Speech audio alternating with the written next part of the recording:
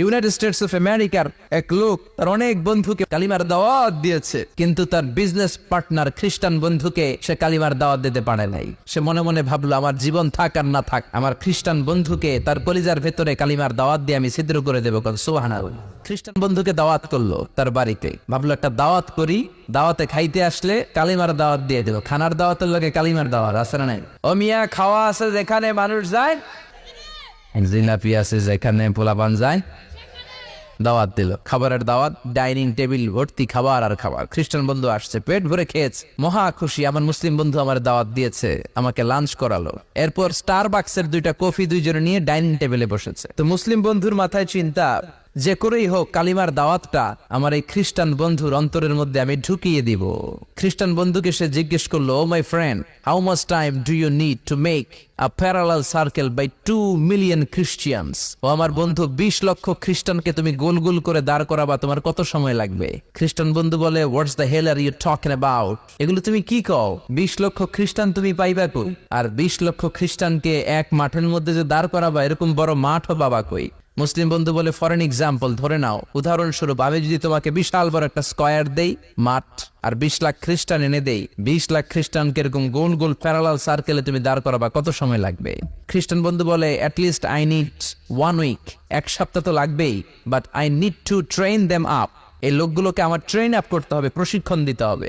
1 সপ্তাহের টানা প্রশিক্ষণ এবং ট্রেনিং দিতে পারলেই 20 লক্ষ খ্রিস্টানকে আমি প্যারালাল সার্কেল গোল গোল করে দাঁড় করাতে পারবো। মুসলিম বন্ধু বলল, ফাইন। মুসলিম বন্ধুর মাথায় একটাই চিন্তা, কেমন করে কালিমার দাওয়াত দেওয়া যায়, যেরকম, ঠিক কিনা? মুসলিম বন্ধু বলল, keep in your mind, they are not from the same countries man. এই 20 লক্ষ খ্রিস্টান কিন্তু একই দেশের হবে না।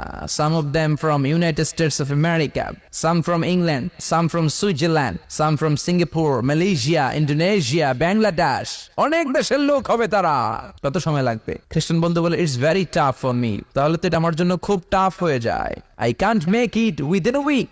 1 সপ্তাহে এটা করা আমার পক্ষে সম্ভব। I need 2 weeks. আমার 2 সপ্তাহ লাগবে। কয় সপ্তাহ? 2 সপ্তাহ লাগবে।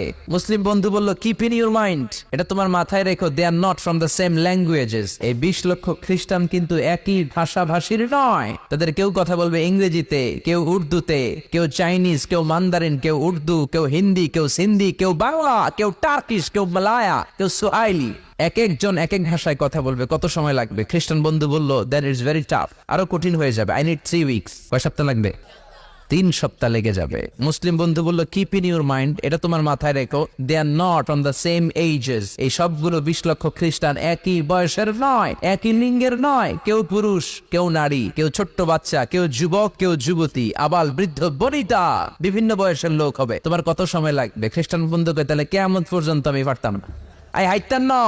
ভাষা ভিন্ন, দেশ ভিন্ন, কালচার ভিন্ন, বয়স ভিন্ন। আমি বলবো সবাই দাঁড়ান, সবাই যাবে বসে। আমি বলবো বসেন, সবাই যাবে দাঁড়িয়ে। আমি পারবো না। মুসলিম বন্ধু বলল, I can make parallel circle, আমি সমান্তরাল বৃত্তে দাঁড় করায় দিতে পারবো, বাই 2 মিলিয়ন মুসলিমস, 20 লক্ষ মুসলমানকে, অনলি বাই 10 মিনিটস, 10 মিনিটের ব্যবধানে। কয় মিনিটে? খ্রিস্টান বন্ধু বলে, ইটস কোয়াইট ইম্পসিবল, এটা অসম্ভব। 10 মিনিটে 20 লক্ষ মুসলমানকে তুমি প্যারালাল সার্কেল, সমান্তরাল বৃত্তে দাঁড় করাবা, কোনো বাঁকাতে রাখতে পারবে না। How come it possible man, এটা কেমন করে সম্ভব? মুসলিম বন্ধু বলে, ইটস পসিবল ইনশাআল্লাহ, আল্লাহ যদি চায় এটা সম্ভব। But you have to make a visit to KSA, তোমাকে কিংডম অফ সৌদি আরাবিয়া, সৌদিতে একটু ভিজিট করতে হবে। সে রাজি হয়ে গেল। বুদ্ধি করে জিলহজ মাসের 10 তারিখে নিয়ে গেল তাকে সৌদিতে। আপনারা জানেন, হেরেমের বাউন্ডারিতে কোনো কাফের খ্রিস্টান ঢুকতে পারে না। তার পরিচয়টা গোপন করে মুসলিম বন্ধু তাকে নিয়ে গেল জিলহজের 10 তারিখ, হজের মৌসুমে। মক্কার পাশে, কাবাগরের পাশে একটা বিল্ডিং আছে, আব্দুল আজিজের ওয়াকফ, এটাকে বলে জামজাম টাওয়ার, দি মক্কা রয়্যাল ক্লক টাওয়ার, 120 তলা উঁচু। এটার 80 তলায় একটা হোটেল ভাড়া করলো, একটা রুম ভাড়া করলো। ওই দিন সব হাজী সাহেবান মিনার জবাইয়ের কাজ শেষে ফরজ তাওয়াফ করার জন্য মিনা থুইয়া সব কাবা ঘরের এদিকে বিড়বিড় করতেছে, সুবহানাল্লাহ। মাগরিবের টাইম। খ্রিস্টান বন্ধু বলল, where is your magic man, তুমি না আমার একটা ম্যাজিক দেখাইবা? খ্রিস্টান মনে করছে এটা মনে হয় ম্যাজিক।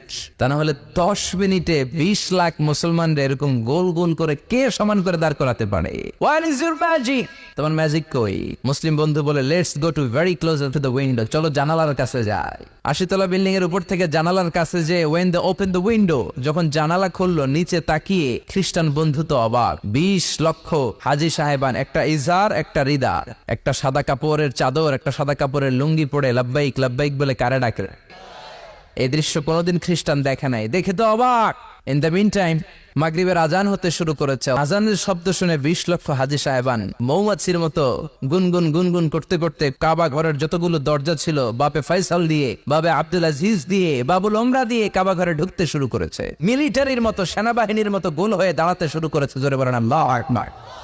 খ্রিস্টান বন্ধু দেখে তো অবাক, কারণ তার পুরো জীবনে এরকম দৃশ্য সে দেখে নাই। সুবহানাল্লাহ।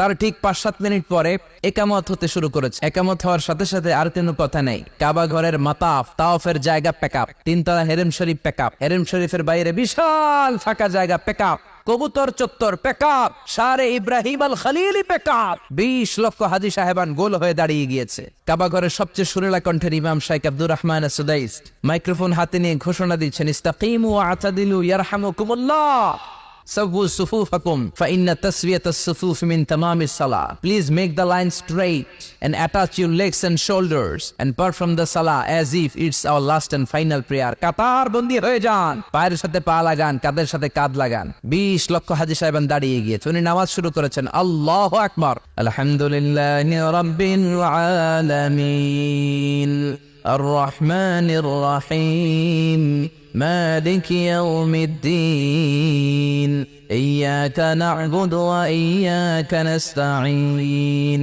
اهدنا الصراط المستقيم صراط الذين أنعمت عليهم غير المغضوب عليهم ولا الضالين। সূরা ফাতিহা বললেন, ফাতিহার সাথে আরেকটা সূরা মেলালেন, আল্লাহু আকবার। রুকুতে গেলেন, রুকু থেকে দাঁড়ালেন, আল্লাহু আকবার বলে আবার সিজদায় গেলেন।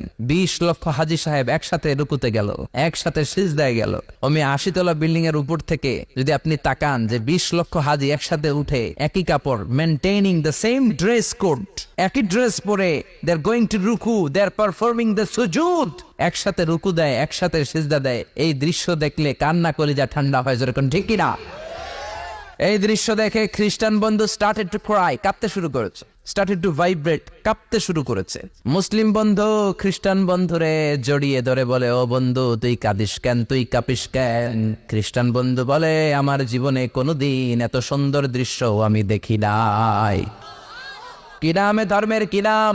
মুসলিম বন্ধু বলে ইসলাম। খ্রিস্টান বলে, আমিও আমার বাইবেল নিয়ে অনেক ভেজালে আছি, বাইবেলের এক চ্যাপ্টারে এক কথা, আরেক চ্যাপ্টারে আরেক কথা, কোনো মিল নাই। জোরে কোন ঠিক কিনা? আর আমি খ্রিস্ট ধর্মে থাকতে চাই না, তোদের ধর্মে আমার ঢুকিয়ে নে।